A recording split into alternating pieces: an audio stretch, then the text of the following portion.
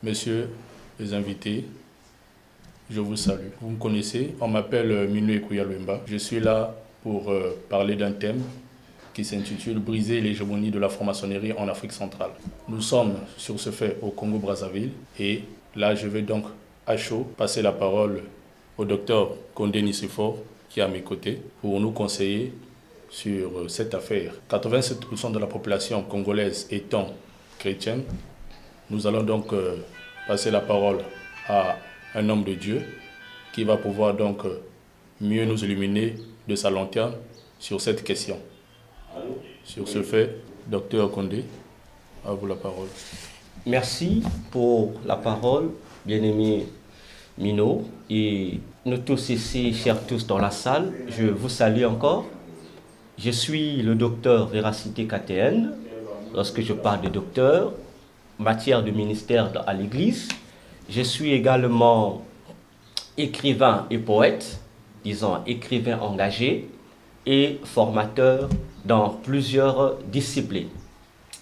Alors, j'ai accepté de répondre à cette invitation pour cette conférence dont le thème nous a été dévoilé: briser l'hégémonie de la franc-maçonnerie en Afrique centrale. Le bien-aimé Mino venait de l'expliquer que c'est une question à la fois politique et spirituelle.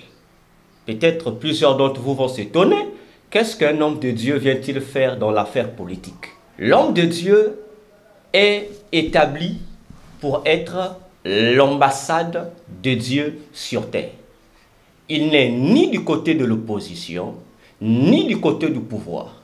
Son problème à lui, c'est de veiller à ce que l'héritage de la nation soit bien géré, tant par l'opposition que par le pouvoir en place. Dans le livre d'Exode 17, si nous lisons, la Bible nous relate un combat qui a eu un jour entre le peuple d'Israël et un autre peuple, le peuple d'Amalek. La Bible déclare que pour que le triomphe du peuple d'Israël soit palpable, il a fallu qu'il y ait l'intervention de Moïse, que nous pouvons représenter par un président de la République. À côté de Moïse, il y a eu Aaron, qui était souverain sacrificateur, qui représente les hommes de Dieu.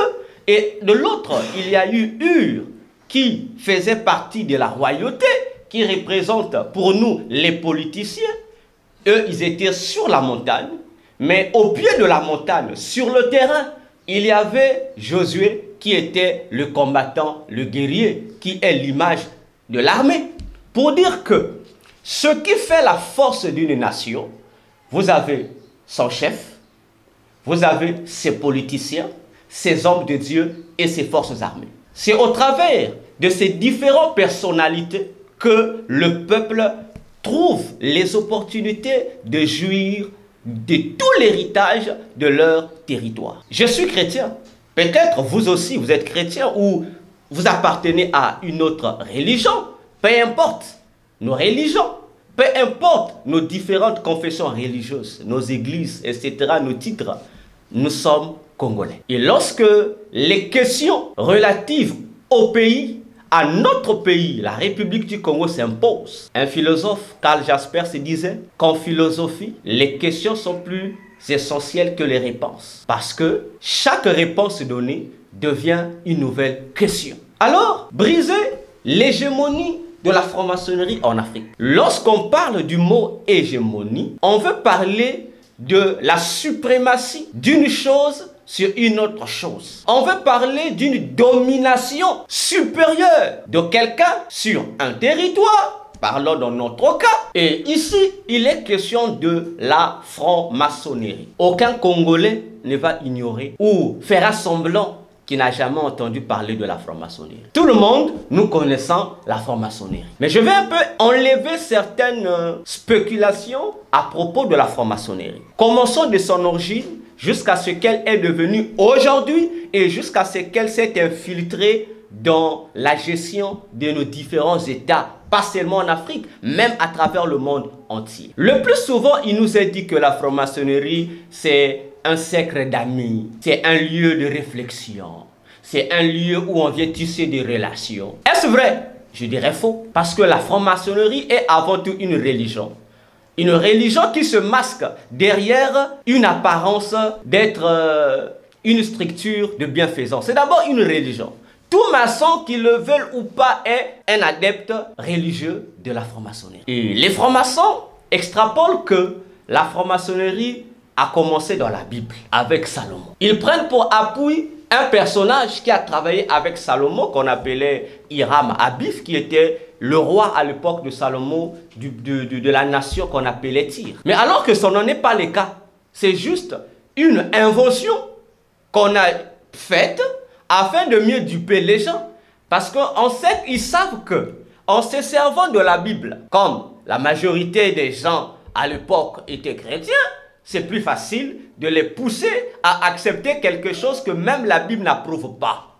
Hiram Abif n'a aucun rapport avec la franc-maçonnerie. Parce que la franc-maçonnerie commence en Mésopotamie antique. Et c'est là que ça a commencé.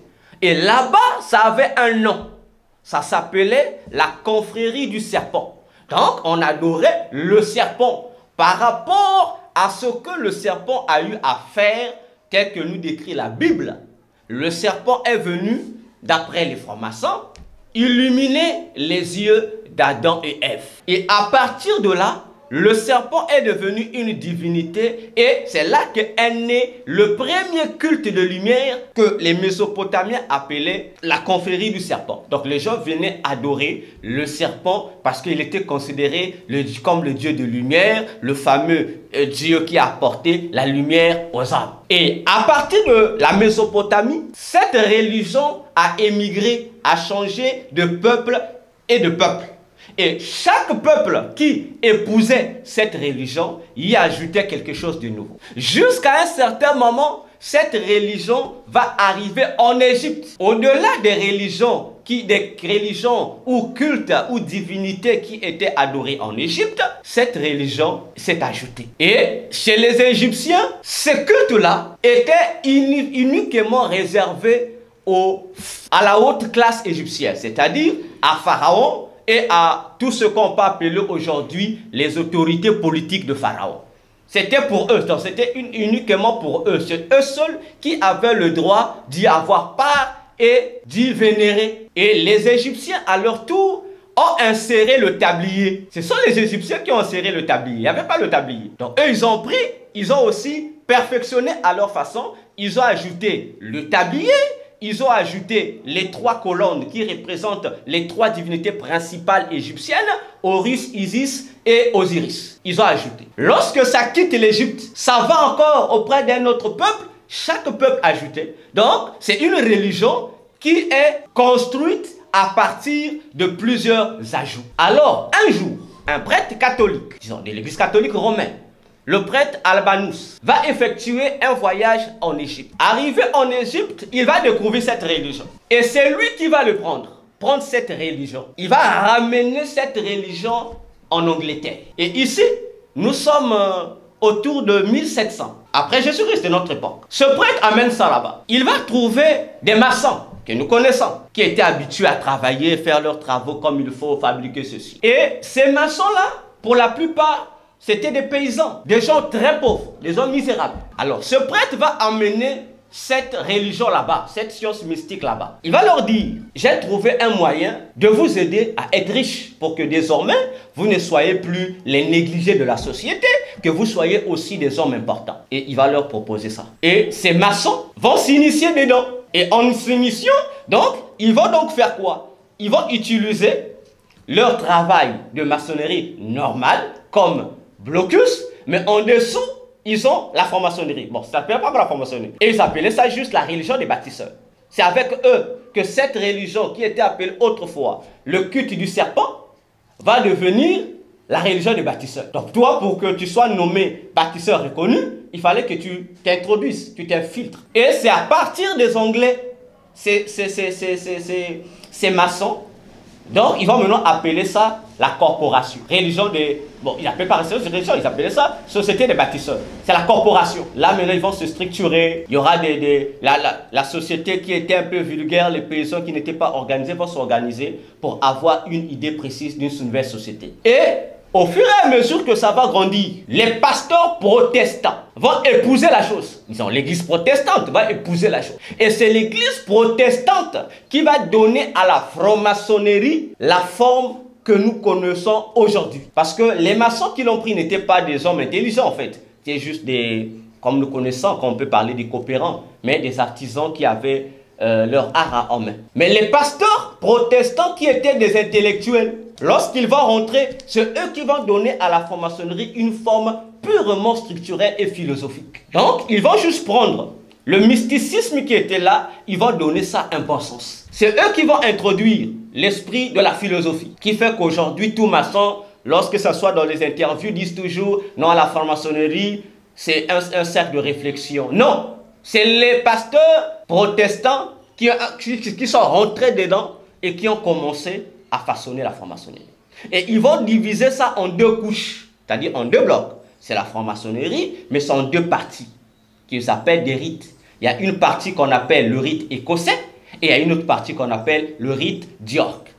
Et les deux classes séparées, pourquoi? La partie York, c'est la partie qui était plus réservée pour ceux qui sont chrétiens, peu importe ta confession. Si tu es chrétien, tu rentrais là. Bon, l'autre côté était réservé pour les non-chrétiens. Mais toutefois, un chrétien pouvait aussi se retrouver de l'autre côté. Le non-chrétien aussi pouvait se retrouver de l'autre côté, en fait. C'est eux-mêmes qui avaient voulu faire ça ainsi. Donc, l'érection de la franc-maçonnerie actuelle est l'œuvre des églises qui ont commencé ça. Alors, plus tard, on va maintenant décider de la constitution de la franc-maçonnerie. Toujours les pasteurs. D'ailleurs, la constitution de la franc-maçonnerie est connue, ça s'appelle la constitution d'Anderson. Mais Anderson était un grand pasteur dans le protestantisme. Comme on dit, on peut dire aujourd'hui les pasteurs, les pères. Ils ont fabriqué cette franc-maçonnerie. Pour quel objectif?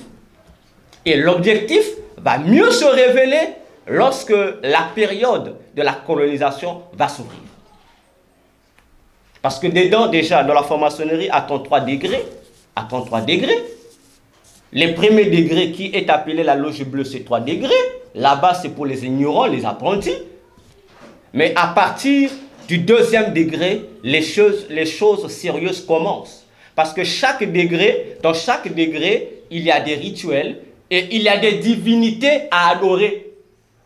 En dehors de la fameuse partie philosophique, où on fait semblant de vous rendre intelligent, mais la plupart, 80% de la partie de la franc-maçonnerie est ésotérique, c'est l'occultisme, c'est la sorcellerie, c'est la magie. La plupart des francs-maçons ne prennent conscience à partir du 32e degré. Parce que lorsque tu entames ton 32e degré, là, le degré là, tu es conscient, tu es reconnu vraiment que ici nous sommes des adorateurs du diable. C'est connu. Et chaque degré de la franc-maçonnerie, si tu arrives par exemple, je prends un exemple comme ça, au degré 4. Le degré 4, c'est une religion de la franc-maçonnerie. Ça peut être la religion des inférieurs là-bas. Ça se trouve là-bas. Donc en fait, toutes nos religions, ça se retrouve dans la franc-maçonnerie, mais en forme de degrés. Donc chaque degré représente une religion donnée. Vous allez tout retrouver dedans. Donc chaque fois que tu avances dans le degré, tu deviens membre des religions, mais sans pour autant aller prier dans les temples de ces religions-là. Donc ce que tu devais faire dans les églises, ou les temples, ou les mosquées, tu feras ça là-bas, une fois que tu atteins le degré. Alors, à partir de là, commence, comme je le disais tantôt, la situation de la colonisation. Les colons qui sont venus, on les cite, Diego Cao, De Brazza, Stanley, etc., etc. L'histoire nous dit que ce sont des explorateurs.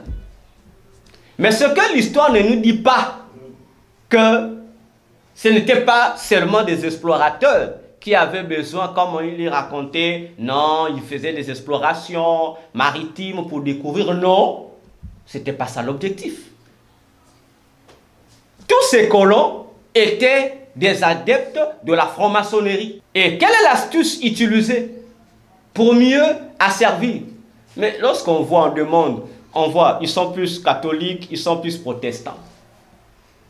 Et lorsqu'ils arrivent, ils commencent avec la diplomatie. Donnant, donnant. Nous allons prendre certains partis de vos peuples, peut-être que chez nous au Congo, ça commence avec le roi Zingankouvu. Dans la partie Afrique subsaharienne.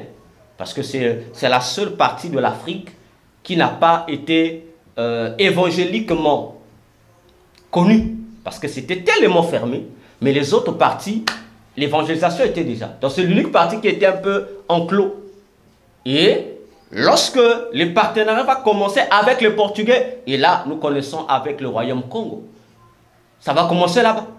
Et une fois là-bas, au début c'était bon. Ils ont pris certains Congo, ils ont amené au Portugal, ils ont formé, ils sont revenus. Au départ c'était bon, puisque au départ, le flatteur ne peut pas te montrer directement son vrai visage. Il commence d'abord par sympathiser. Et après, c'est là que le monstre a montré ses corps. C'est là que la franc-maçonnerie a commencé à s'imposer. Jusqu'à même s'imposer au-dessus même des religions traditionnelles que pratiquaient la plupart des dignitaires et le roi. Et après là, lorsqu'il y a eu la fameuse conférence de Berlin où on a partagé nos pays selon leur goût. Mais on nous dit souvent dans l'histoire que le jour de ce partage, il n'y avait pas d'Africains dedans, qu'il paraît qu'il y avait seulement les Blancs, c'est un mensonge. Parce que la franc-maçonnerie a trouvé des alliés, des complices, pour l'aider à mieux accomplir ces buts macabres que nous dénonçons aujourd'hui. Nos dignitaires à nous, nos dignitaires, les dignitaires de nos royaumes, la grande partie ont été séduites et ont accepté d'être des vassaux de la franc-maçonnerie. Et c'est là que le grand problème commence avec nos pays. Une fois qu'ils sont dans la moule, ils se partagent, au fait, le gâteau. Mais tandis que nous, le peuple, on souffre. Mais les mêmes dignitaires, lorsqu'ils viennent chez nous, devant nous, lorsque nous nous plaignons, ils font semblant d'être innocents. De dire, c'est pas nous. On renvoie où? On renvoie aux Blancs. On dit, c'est les Blancs. Mais au fait, c'est une manière de tourner notre attention sur la sauvegarde de nos richesses et de nos valeurs. Le jour de la conférence de Berlin, pourquoi on ne dit pas que Félix Éboué était là? Félix Éboué n'est pas blanc, il est noir. Il était dans la salle, il faisait quoi? Lorsque le blanc décidait, on donne la partie ceci aux Français, ici aux Belges, ici aux Allemands, ici aux Anglais. Mais lui, il était là dans la salle. Il disait quoi? Il faisait quoi? Puisqu'il représentait une partie de l'Afrique. Mais lui, il faisait quoi?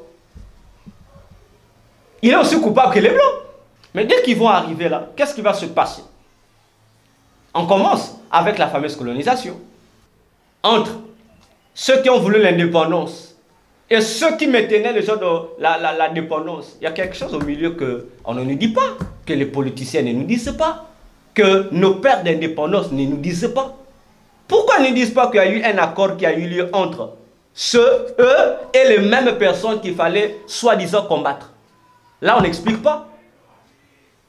Et c'est là que ça commence. C'est là que nos dirigeants ont commencé à être initiés. Avant même nos indépendances, ils étaient déjà initiés de la franc-maçonnerie. Avant les indépendances. Ils étaient là. Mais la franc-maçonnerie, il est dit dans ces articles, tout franc-maçon doit de prime abord travailler, peu importe son titre, pour le compte à bord de la franc-maçonnerie. Mais un président franc-maçon, qu'est-ce qu'il va faire dans un pays? Il va d'abord commencer à respecter la règle qui lui est donnée. Parce que les privilèges qu'il a lui proviennent d'où? De la franc-maçonnerie. S'il n'accomplit pas ses devoirs à l'égard de sa religion maçonnique, il ne pourra pas mettre du temps au pouvoir. Il sera zappé. Alors, il a un dilemme. Il est entre son peuple ou la misère. Il fait quoi? il est obligé d'accepter de faire souffrir le peuple pour éviter la misère. Et tout commence là. Et tous ces chefs d'État africains, 99 ont été là-bas, ont été ses agents. Et le reste de ce qu'on a vu, faire semblant de combattre les Blancs, c'est une diversion. C'est une diversion qui est faite pour simplement empêcher le peuple de comprendre la réalité de ce qui se passe. Parce que lorsque le peuple voit son dirigeant se lever, parler contre l'impérialisme colonial, parler contre un peu les mauvais systèmes qu'on nous fait subir, ça nous donne de l'espoir. On dit on a trouvé enfin quelqu'un. On a trouvé enfin quelqu'un sur qui on peut compter. Mais lorsqu'on regarde au fond, la même personne travaille toujours sous l'influence des mêmes personnes qu'elle est en train de combattre. Ça ne passe pas. Ça ne passe pas. Et aujourd'hui, je le dirais sans peur, que 70% des malheurs qui s'abattent sur l'Afrique, dans tous les domaines, ont pour cause la franc-maçonnerie. Parce que la franc-maçonnerie a la même mise sur le fonctionnement, la gestion, tant de nos biens que de nos populations. Je répète, 70% des malheurs de l'Afrique proviennent de la franc-maçonnerie. Parce que si on liste les présidents africains, puisqu'on parle de l'Afrique centrale ici, les présidents d'Afrique centrale, combien ne sont pas maçons? Ils sont tous maçons. Même leurs propres fils qu'ils préparent à les succéder sont déjà maçons. Mais on ne peut pas se développer aussi longtemps que ceux qui nous dirigent sont toujours sous l'hégémonie de la franc-maçonnerie. Non. Le Congo, dans notre constitution, il est dit, noir sur blanc, le Congo est un pays laïque. C'est-à-dire, au Congo, aucune religion n'a le pouvoir de s'imprégner de l'État. Non. Le Congo est neutre. Peu importe la religion pratiquée par le dirigeant, cette religion reste chez lui à la maison. Lorsqu'il vient à la tête de la nation, il doit être neutre. Il n'est pas le président des chrétiens, il n'est pas le président des musulmans, il n'est pas le président des francs-maçons, il est le président des Congolais. Mais comment se fait-il qu'aujourd'hui c'est l'inverse? C'est l'inverse dans nos pays. Mais en complicité de qui? Mais en complicité avec nos propres chefs traditionnels. D'une part, d'autre part, en complicité avec les hommes de Dieu, toutes religions confondues. Arrêtons de continuer à écouter ce qui est dit à la télé, ce que nos fameux historiens racontent. Quel pouvoir de Brazza avait-il pour s'approprier tout ce pays-là? 342 000 km². Mais tandis que ici, on avait des rois. Les rois Teke étaient là. Les rois de Luango étaient là. Quel roi encore? Le roi, le royaume Congo resté en Angola était là. Bon, sans citer les autres royaumes qui existaient en multitude là-bas, à l'actuelle République démocratique du Congo, au Tchad, au Gabon, etc. Tous ces rois-là, d'ailleurs, ils sont là aujourd'hui, les royaumes existent, ils se votent même. Hein. Ah, nos rois. Mais on se pose la question. De Brazza, un seul individu. Il vient. Donc, il a défié tous ces rois-là, comme ça. Non, nous nous connaissons quand même. Nous connaissons le mysticisme de nos rois. Mais on se pose comment un individu a été capable de rassembler tous ces rois et de marcher sur eux. On se pose la question comment? C'est la question que chaque Congolais doit se poser. Il y a le royaume Luango authentique et le royaume Luango moderne. Pas grave. Mais le roi Luango était là. Qu'est-ce qu'ils ont fait? Parce que s'ils étaient là pour la sauvegarde de nos territoires, je pense qu'il devait avoir opposition. Nous connaissons ce qui s'est passé au Poul. Nous connaissons des noms qu'on nous cite. ce que les Wetambongo ont fait pour préserver certains parties du Poul, certains parties du Mouyonzi. Nous connaissons ce qu'ont fait les Mabiala Manganga. Mais on se pose. Donc les Wetambongo, les Mabiala Manganga étaient plus puissants ou mystiquement supérieurs à ces rois qui sont là. Il y a un problème. En dessous, il y a quelque chose, des accords en coulisses qui ont été faits pour dire, comme on le voit dans la politique, on parle en termes de la première et deuxième guerre mondiale, on parlait du contrat de non-annexion. C'est-à-dire, toi, tu peux aller combattre mon frère qui est là-bas, bon, même si mon pays est au milieu, bon, comme on a signé un accord de non-agression, donc toi et moi, on n'a pas de conflit, je te donne l'autorisation, tu peux me surpasser, va combattre l'autre qui est à côté de moi. Mais avec l'autre, on est frères. Et c'est ce qu'on ne nous dit pas. Et c'est la question. Nos pays, l'Afrique centrale, on a ici, ce n'est pas d'abord une question de religion d'abord. Mais la question est de savoir, nous voulons aujourd'hui que cette hégémonie de la franc-maçonnerie sur nos pays cesse. Moi, je parle du côté des hommes de Dieu. Aucun homme de Dieu, même s'il est franc-maçon, ne va nier que la franc-maçonnerie, il n'y a pas Dieu dedans. Mais si aussi vrai, et les politiciens, et nous, les fameux représentants de Dieu, nous gérons le même peuple. Mais on ne peut pas continuer à assister ce peuple mourir. Si le politicien ne fait rien, mais il reste un seul recours. C'est l'homme de Dieu. Même au village, lorsque le roi faillissait, mais il y avait quelqu'un qui prenait la relève. Soit c'est le gardien traditionnel qui prenait la relève, ou aujourd'hui encore on appelle féticheur, qui venait assurer, gérer jusqu'à nouvel ordre. Mais où sont nos dignitaires? Où sont nos rois? Et nous, peuple congolais, que faisons-nous? Que disons-nous? On valide? Non. En tant qu'homme d'église, je ne peux pas permettre ça. Que le Congo marche conformément à sa laïcité. Si il y a des autorités qui sont maçons, ils n'ont qu'à faire leur religion personnelle. Ils n'ont pas à imposer les critères maçonniques sur la nation. Ah non.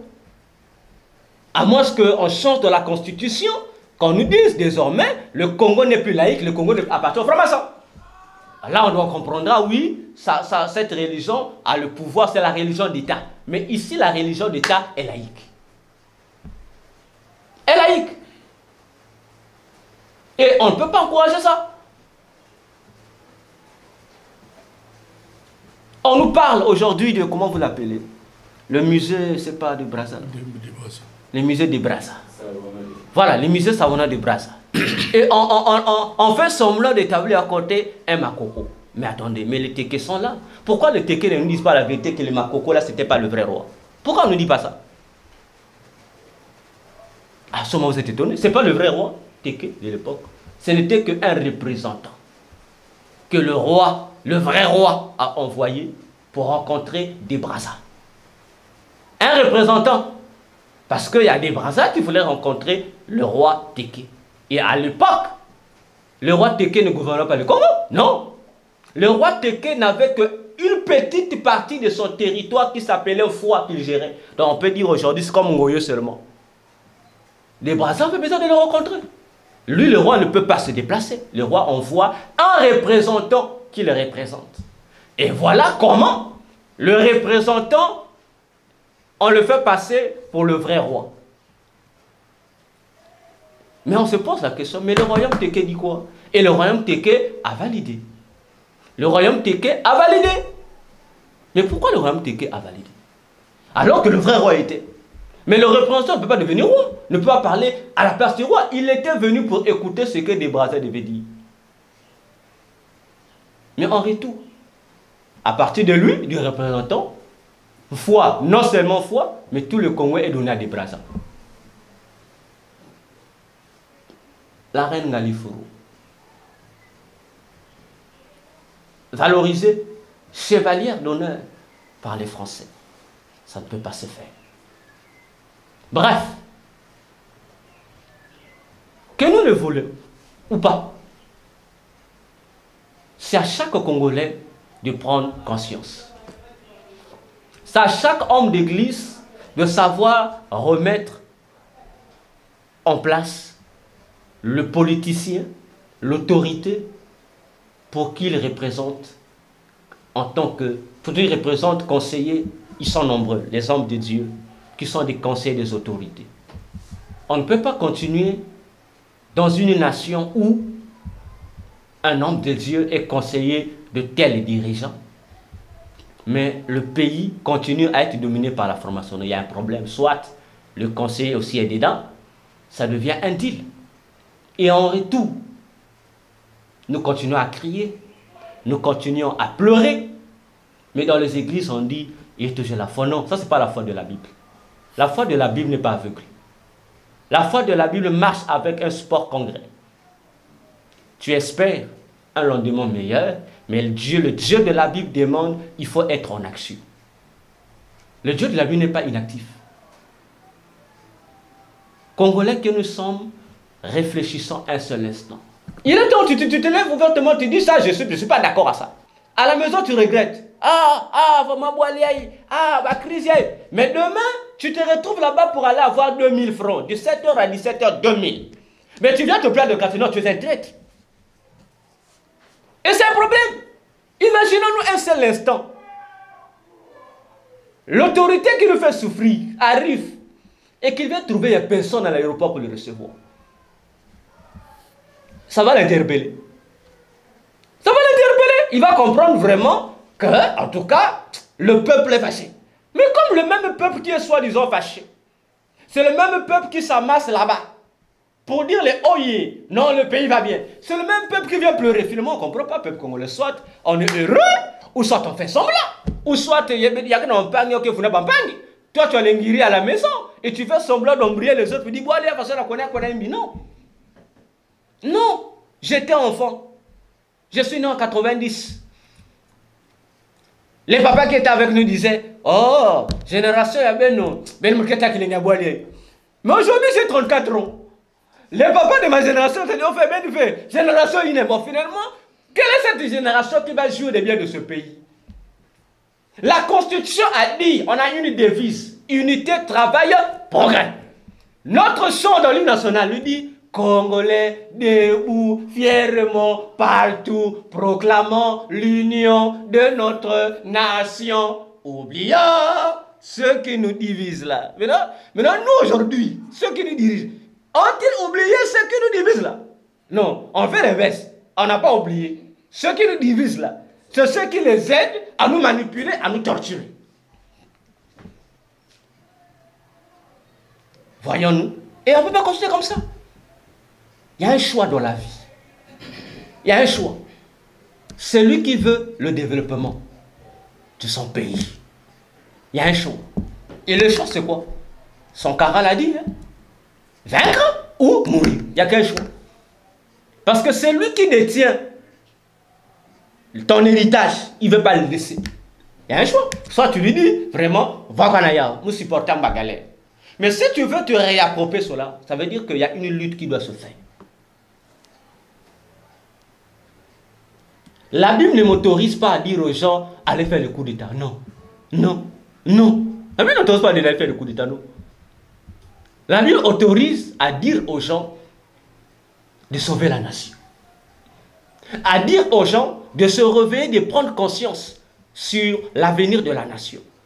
Comment prendre conscience? Je pense que le bien-aimé Mino est bien placé pour expliquer, parce que c'est son domaine. Voyez? Donc, seule chose que moi, homme de Dieu, je peux dire aux Congolais. Ne suivez pas les politiciens. Moi, je t'appelle le politicien. Il est caché, c'est lui à la maison. Il vous dit, allons faire la marche. Ses enfants sont en France. Mais vous allez faire la marche. Il n'est pas là, non. C'est la tromperie. C'est la tromperie. Un leader politique qui se soucie de la nation doit se mettre à la tête de la troupe qui doit faire la marche. Les Américains ont eu l'indépendance. Ils ont lutté contre la ségrégation raciale. Les chefs de file étaient dans la foule. Lorsqu'on tapait, les policiers tapaient, ils étaient là tapés parmi la foule pour montrer au peuple que la vision qu'ils ont pour le développement n'était pas seulement égoïste. Leur famille aussi était là. Parce qu'au final, qu'est-ce qu'on connaît? On connaît ces agitations-là au pays, on connaît. Les leaders qui encouragent, allez-y, révoltez-vous, allez casser les choses, oui. Mais lui, il est à la maison, hein. Vous allez casser, on vous arrête, demain, il a un poste là-bas. Bon, toi qui as été tapé, il va même plus se soucier de toi. C'est encore lui qui va dire non, bébé noir. Ah non, non. Faisons une lutte respectueuse. On n'a pas besoin de casser les choses. D'ailleurs, si nous cassons là,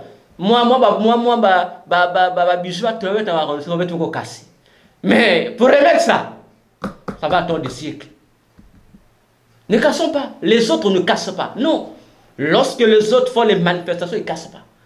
C'est notre bien. On va casser. Ils auront encore raison pour dire, mais qui ne va casser, on va souffrir. Voyons-nous, réfléchissons. Nous sommes parents. Demain, nous serons des vieux. On sera des sages. Réfléchissons aujourd'hui. Comment faire pour faire cesser l'influence de la franc-maçonnerie dans nos pays? Je refuse que les générations qui vont nous suivre puissent être dans la même prison que nous. Non. Non. Non. La franc-maçonnerie n'est pas seulement en Afrique centrale, c'est partout. Mais partout là où c'est là-bas, on n'impose pas l'État, les gens jouissent quand même. Parce que c'est malheureux, frère Mino, je finis ici, c'est malheureux. Le Congolais trouve que le paradis, c'est en France. Le Français trouve que le paradis, c'est au Congo. Donc, on se pose la question. Où est le vrai bonheur? Ah! Mais parce que c'est grave. Mais pourtant, toi et moi, si on nous dit seulement États-Unis, Yahweh, je crois que personne va rester au Congo ici. Ça veut dire que nous, l'Afrique, mais c'est connu, les Blancs le connaissent. Les Blancs le connaissent, le Congo est combien de fois plus riche que la France? En ressources, en tout. Mais la France est plus riche que nous. Quelle est cette magie? Et lorsqu'on veut parler, oh, si vous parlez, non, contre l'État. Oh non. Soit peut-être pas sur la Constitution. Parce que la Constitution a donné le droit à tout Congolais. La liberté d'expression a été donnée. Même la Bible a dit, lorsque ça ne va pas, il faut parler. Ésaïe 5:20, Dieu dit, malheur à ceux qui appellent mal par bien et bien par mal. Où sont les hommes de Dieu dans l'équipe pour consulter le peuple? L'évangile, c'est bien. On va sauver des âmes, oui. Mais une âme sauvée devient une nouvelle créature. Pourquoi? Ça veut dire que tu deviens une nouvelle créature. Ça veut dire aussi tu deviens une nouvelle intelligence pour l'avancement de ta nation. Tu ne peux pas te dire chrétien sauvé et que le pays va mal, tu fais semblant de ne pas voir. Ah non. Et vous continuez à faire des prières pour bénir la nation. Non. Non. Et c'est un danger. Si l'Afrique centrale que nous représentons, nous continuons à laisser les autres nous gérer avec leur franc-maçonnerie, on n'aura rien. Parce que la mission de la franc-maçonnerie, c'est quoi? Nous amener à rentrer dans ce qu'on appelle le nouvel ordre mondial. C'est-à-dire le gouvernement d'un individu que la Bible appelle par l'Antichrist. Et on nous ramène, donc ça va nous ramener à l'époque de la colonisation où on avait les maîtres et les esclaves. Donc si tu n'acceptes pas la vision du nouvel ordre mondial, donc tu seras esclave. Alors, à toi de voir. Tu veux être un esclave ou tu veux devenir le nouveau maçon? Si tu deviens le nouveau maçon, tu es ennemi du peuple. Bon, si tu es aussi esclave, ça veut dire que tu es ennemi du peuple. Il faut être citoyen. Comme on dit, sois patriote. Nous aimons nos nations. Nous ne détestons pas les Blancs. Non, ce sont des humains comme nous. Mais ce que nous voulons, que l'Afrique soit aux Africains. Que les richesses d'Afrique profitent d'abord à nous-mêmes Africains. Que nous, Africains, que nous puissions aussi nous réjouir des bienfaits que Dieu a implantés dans nos sous-sols, que Dieu nous a donnés comme potentiel, comme ressources, pour que nous soyons heureux. Même si on va vivre dans une maison bizarre, mais on sait quand même qu'on ne va pas manger de pain. On sait quand même qu'on a un boulot là-bas où on peut gagner 100 francs, ça nous arrange. Voilà, j'en ai fini. Je vous remercie. Merci. Ça mérite des ovations. Merci encore, docteur Condé, pour ce brillant partage. Vous avez pratiquement tout dit.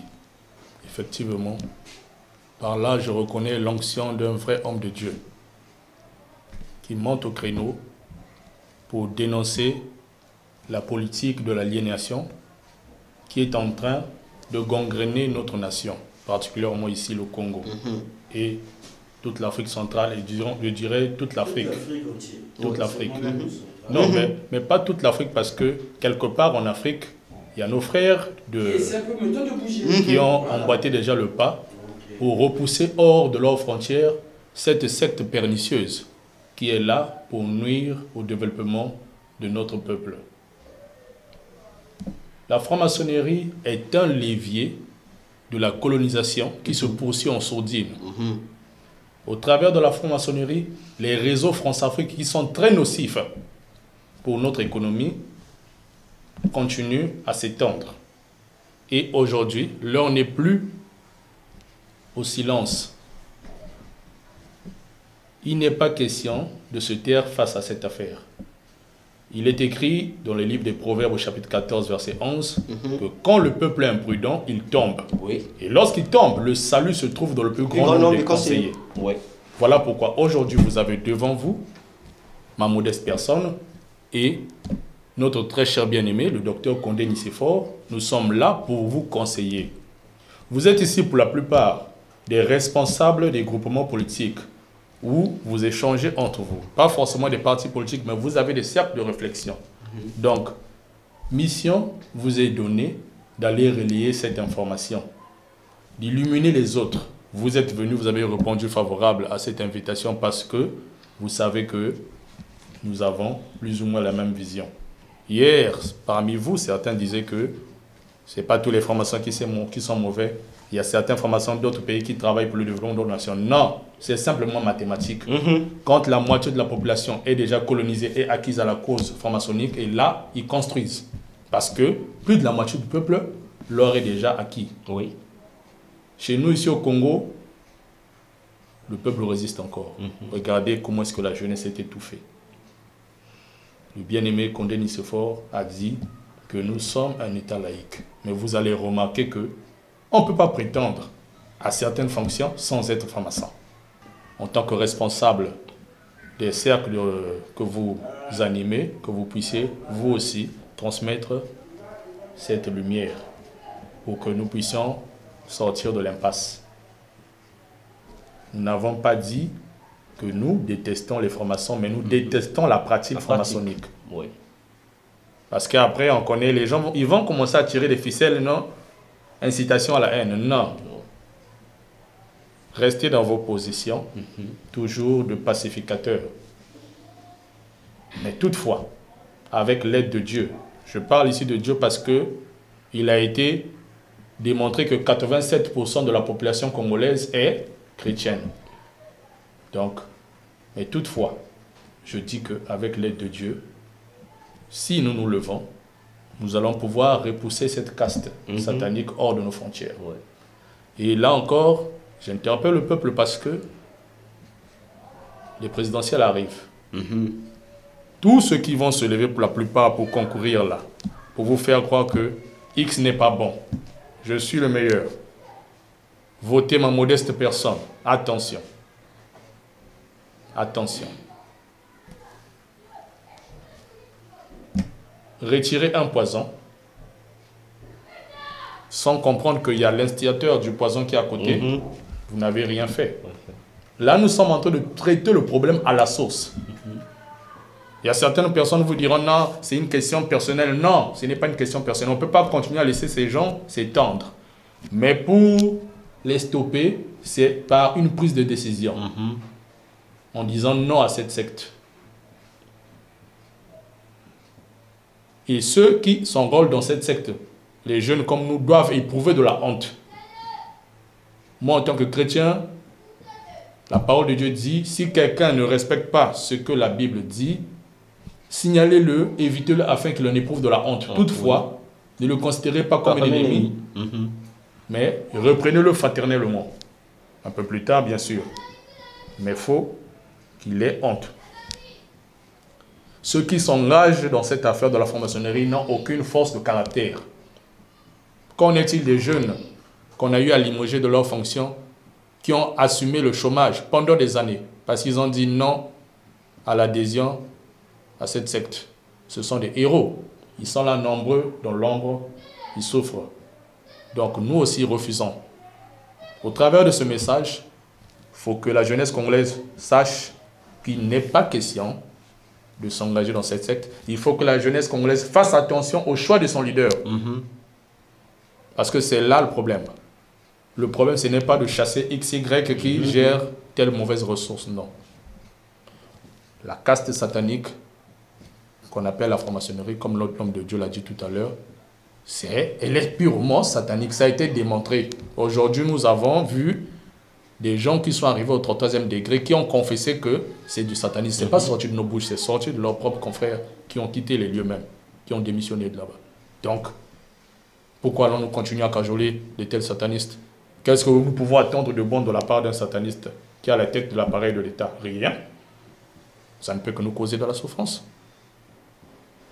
La jeunesse est étouffée parce qu'il y a un plan qui est là, qui voudrait que les gens adhèrent d'abord à cette caste. Mais d'emblée, pour 2026, faisons attention au choix de nos leaders.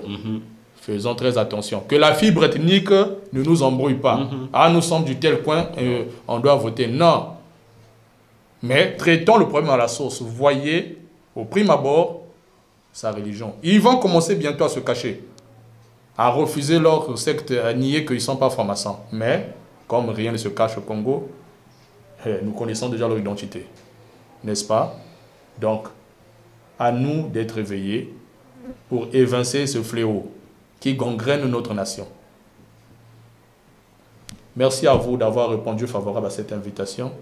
Et très bientôt, nous espérons nous réunir avec les membres de vos différents cercles politiques pour mieux débattre, afin de montrer que nous nous opposons fermement au développement de cette gangrène qu'on appelle la franc-maçonnerie. Encore merci à vous d'être venus et merci au docteur Condé Nicéphore pour ce brillant partage qui est très édifiant. Que Dieu vous bénisse. En tout cas, merci, ça nous va droit au cœur. Qu'est-ce que nous pouvons encore partager ou à nos frères congolais qui sont à la maison, qui ne réfléchissent pas peut-être pour un avenir meilleur? Qu'est-ce que je pourrais dire étant que quelqu'un qui représente certaines structures qui réfléchissent sur un avenir meilleur pour notre nation? Nous devons faire une très bonne rétrospective parce qu'auparavant, quand on fait un bilan, nos grands-parents, on avait une identité culturelle et le respect de ces principes. Mais auparavant, actuellement, dans ce jour, on constate que ce n'est plus le cas. Et on a perdu cette image. Et actuellement, on constate qu'il n'y a aucun héritage qu'on peut léguer sur nos générations. Donc, c'est que nous demandons que tout un chacun puisse faire une bonne rétrospective pour un avenir meilleur de façon collective. Et retournons dans nos cultures. Quand on avait des problèmes, on avait l'habitude de s'asseoir dans un bongui et régler, trouver des solutions. On trouvait toujours des solutions, peu importe le niveau des problèmes. C'est ça. Donc nous voulons que la franc-maçonnerie, qu'on puisse la retourner à ceux qui nous ont apporté ça ici-là. Et nous devons porter nos cultures, qui est notre identité. Ne nous gênons pas, et c'est notre identité. Et c'est tout ce que je pourrais dire à nos frères. Et c'est tout ce que j'ai comme message à donner. Merci. Le reste, dans le jour, on pourra peut-être échanger pour contribuer encore plus. Merci.